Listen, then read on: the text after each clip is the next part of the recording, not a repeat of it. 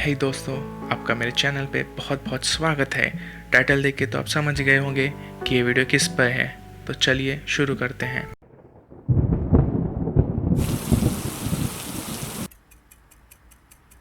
तो ये कहानी शुरू होती है 26 जुलाई 2005 की। मैं 6th स्टैंडर्ड में था। स्कूल शुरू होके 1.5 महीना ही हुआ था, जैसा कि आप बता सकते हैं। 10 बजे के आसपास प्रिंसिपल मैम ने अनाउंसमेंट की कि भारी बारिश की वजह से हाफ डे दिया जाएगा, ताकि सभी टीचर्स और स्टूडेंट्स अपने अपने घर सुरक्षित पहुंच सकें। स्कूल के बच्चों को हाफ डे, हॉलीडे या नो क्लास टुडे ऐसी सब चीज़ों से ही मज़ा आता है। मैं अपने स्कूल के दोस्तों के साथ रास्ते पर मस्ती करते हुए अपने घर आया। मेरा घर एक चौल में था। जिसको चौल नहीं पता, आपको बता दूं कि चौल एक तरीके का रो हाउस होता है, जिसमें रूम्स छोटे होते हैं, और हमारी चौल में किसी का भी ग्राउंड +1 नहीं था। मैं घर पहुंचा 11 बजे के आसपास। टिफिन बची हुई थी तो वो खाया। खाना खाने के बाद मैं अपने चौल के दोस्तों के साथ बारिश में खेलने चले गया। भाई और चौल के दूसरे दोस्त जो एक ही स्कूल में पढ़ते थे, वो लोग स्कूल के लिए निकल चुके थे। मैं और बाकी के दोस्त बारिश में फुटबॉल खेल रहे थे। तो मैंने बादल को देखा और सोचा कि बादल कुछ ज़्यादा ही घने लग रहे हैं आज, और थोड़ा समय और खेले, फिर अपने अपने घर को चले गए। घर जाके नहाया और कपड़े बदल के मैं टीवी देखने लगा। बारिश और भी ज़्यादा तेज़ हो गई। चौल में लोगों की शोर की आवाज़ आने लगी। बारिश और भी तेज़ हो गई। चौल के लोग शोर मचाने लगे। तो मैं खिड़की के आकर देखा तो पता चला कि पानी घर की चौखट तक भर आया था, और कुछ ही समय बाद पानी चौखट के ऊपर आ गया।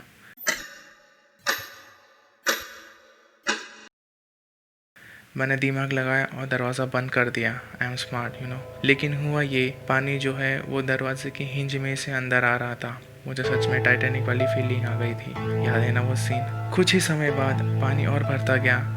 मम्मी ने मुझसे कहा कि आकर सामान को गैस के प्लेटफॉर्म पे रखने में उनकी मदद करें। आटा, दाल और तेल के डिब्बे, मसाला, सब्जी और छोटी मोटी चीज़ें रख दिए। जितनी चीज़ें हो सकी उतनी चीज़ें बचाने की कोशिश की। पानी तब तक हमारे घुटने तक आ गया था। मैं बेड पे चढ़ के पानी में कूदता और ओलंपिक स्विमर जैसे तैरने की एक्टिंग करता। मैं अपनी ही दुनिया में था। 5-10 मिनट बाद चौल के लोग रोड पे जाने की बात करने लगे, क्योंकि रोड थोड़ी ऊंची जगह पे था। तो हम लोग सब ने अपने अपने घर पे ताला मारा और रोड की तरफ निकल पड़े। वहाँ पे ट्रक, टेम्पो और ऑटो जैसी गाड़ियाँ थी, जिसके ओनर हमारे ही चौल के थे। तो सब ट्रक और टेम्पो में जाकर बैठ गए। मुझे मज़ा आ रहा था, क्योंकि स्कूल 5-6 दिनों के लिए बंद रहने वाली थी। सभी लोग टाइम पास कर रहे थे। तभी जोरों की आवाज़ आई। हम लोग ने देखा तो पता चला कि गार्डन की एक तरफ की दीवार गिर चुकी थी। सब लोग अपनी अपनी थियरी बना रहे थे कि दीवार कैसे गिरी होगी। लोग थियरी बना कर अपना टाइम पास कर रहे थे। 5-5:30 बजे तक पापा और बाकी के ऑफिस वाले लोग भी आ चुके थे। 6:30-7 बजे तक भाई और बाकी के दोस्त भी आ गए थे। रोड बंद होने की वजह से सभी लोग रेलवे ट्रैक से आए थे, इसलिए उन्हें देरी हो गई। रात के 9 बज चुके थे। सभी लोग गीले कपड़े में थे। खाना नहीं खाया था किसी ने भी। किसी के रिश्तेदार आए थे उन्हें अपने साथ ले जाने के लिए। बाकी के लोग वही गाड़ियों में सोने के लिए मजबूर थे। हम चारों ने ऑटो रिक्शा में रात बिताई। पापा ड्राइवर की सीट पे थे, पीछे मम्मी, मैं और भाई बैठे हम सब सो गए। सुबह हुई, मौसम साफ था काफ़ी। हल्की धूप निकली हुई थी। हम लोग चौल में गए। पानी तब तक निकल चुका था। घर के अंदर जाकर देखा तो बेड डूब चुका था। दीवारों पे पानी के निशान बने हुए थे, और अगर बोलूं कि पानी 4-5 फीट तक भरा हुआ था तो गलत नहीं होगा। बेड के गद्दे पूरी तरह भीग चुके थे और टेलीफोन डूबा हुआ था। फिर मुझे अचानक याद आया, कैरम बोर्ड को तो हटाया नहीं था मैंने। कैरम बोर्ड बेड और दीवार की थोड़ी सी जगह में रखा हुआ था। तब पता चला कि कैरम बोर्ड फूल गई थी। फिर थोड़े समय बाद मैं और मेरे दोस्त एरिया में घूम रहे थे और देख रहे थे कि क्या क्या नुकसान हुआ है। कुछ लोग रोड पे पार्ले जी और चाय बांट रहे थे।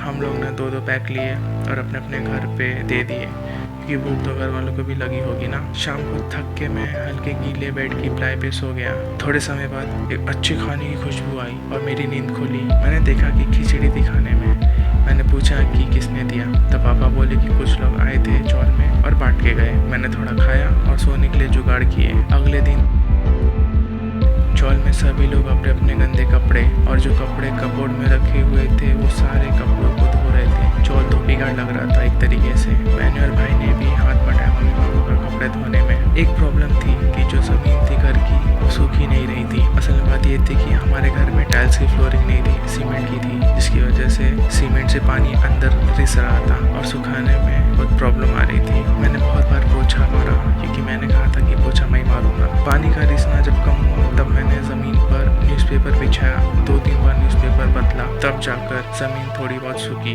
फिर थोड़े समय बाद पानी अच्छी तरीके से सूख चुकी थी। और एक चीज़ बताना भूल गया कि बिजली 2-3 दिन तक नहीं थी। फिर हम लोग सब चटाई बिछाए, उस पर कंबल डाला और सो गए। काफ़ी दिनों बाद ढंग की नींद आई थी हमें। थोड़े दिनों में सब चीज़ नॉर्मल होने लगी। फिर बाद में स्कूल और ऑफिसेज भी खुल गए। और मेरे दोस्त जब घूम रहे थे तब हम लोग ने देखा कि रोड पे काफ़ी भैंसें डूबकर मरी हुई थी और लोगों का काफ़ी नुकसान हुआ था। किसी का घर पूरा बर्बाद हुआ तो किसी की गाड़ी बह गई थी। अगर पॉजिटिव साइड देखा जाए तो ये था कि लोग एक दूसरे की मदद कर रहे थे, जैसे कि पार्ले जी और चाय बांटना।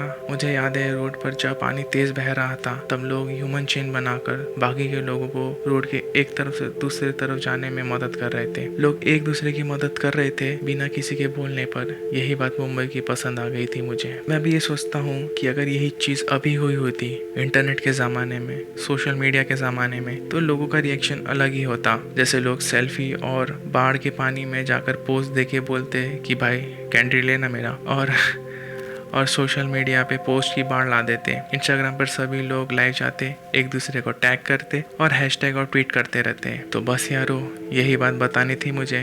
और अगर आपको ये मेरा पहला वीडियो पसंद आया हो तो इस वीडियो को ज़रूर लाइक करें, नहीं पसंद आया तो डिसलाइक करें। और मिलते हैं अगले वीडियो में। नमस्कार।